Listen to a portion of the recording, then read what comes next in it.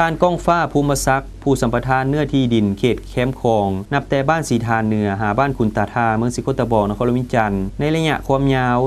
530 เมตรเป็นแหล่งท่องเที่ยวในระยะสัมปทาน 2 ปีในมูลค่า $2,590 สหรัฐต่อปี โดยได้เน้นประกอบส่วนช่วยภาครัฐในการสร้างสถานที่ท่องเที่ยวเพื่อดึงดูดเอาแขกคนเข้ามาท่องเที่ยวให้นับมือนับหลายขึ้นในนั้นแม้นได้ปลูกดอกไม้เป็นส่วนที่สวยงามขึ้นเป็นล้านต้นทั้งสร้างความสะอาดจบงานเรียบตามแคมป์ฟังแม่น้ำคลองให้มีบรรยากาศที่สามารถดึงดูดเอานักท่องเที่ยวและมีความสวยงามด้วยการประดับประดาทุงดอกไม้และป้ายต่างๆข้าพเจ้าเลยซื้อของฟ้าภูมิศักดิ์ผู้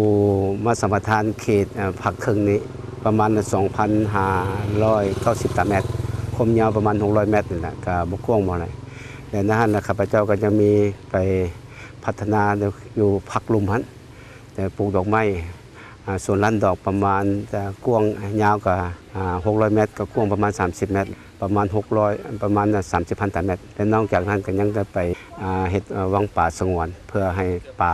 ธรรมชาติด้านนอกป่าธรรมชาติเพื่อให้สืบพันธุ์ต่อไปวันนี้ได้ท่านเห็นตัวนี้แล้วก็แมนว่าจะเห็นป้ายตัวเมืองเวียงจันทร์แล้วปลูกดอกไม้นี่ก็เพื่อว่าร่วมกันเป็นเจ้าภาพรับตอนของประชุมระดับชาติและระดับสากลที่จะจัดขึ้นในมม.นี้ในปัจจุบันนี้เป็นกองประชุมของรัฐมนตรีกระทรวงต่างประเทศอาเซียนและต่อไปกับกองประชุมของเจ้าของอาเซียนและกองประชุมอาเซียนสมิตนี่แหละสภาเจ้าก็ว่าก็อยากอุทิศแห่งสติปัญญานี้ประกอบส่วนให้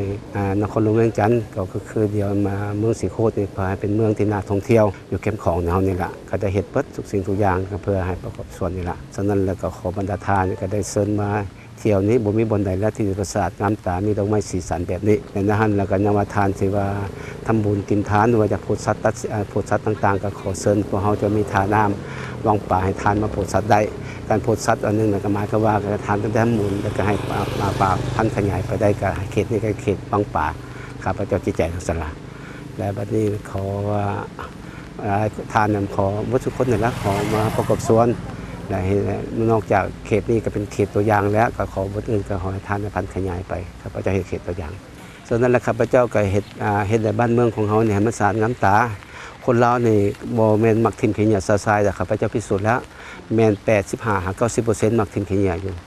มักทิมขี้เหงื่อใส่กระตาแล้วก็มักสะอาดงามตาฉะนั้นไผมาเขตนี้ข้าพเจ้าก็เฮ็ดงามหูงามตาแล้วทิมขี้เหงื่อต่างๆเขาข้าพเจ้าก็มีถุงขี้เหงื่อให้ทิมน้ำกันละและคนเรานี่เสื่อมันว่าคนเรามักสะอาดน้ำตาไปบุญไปทานไปวัดกับนุ่งเครื่องงามแต่อันนี้ก็เป็นตัวอย่างอันหนึ่งให้เสื่อมันอยู่คนเรานี่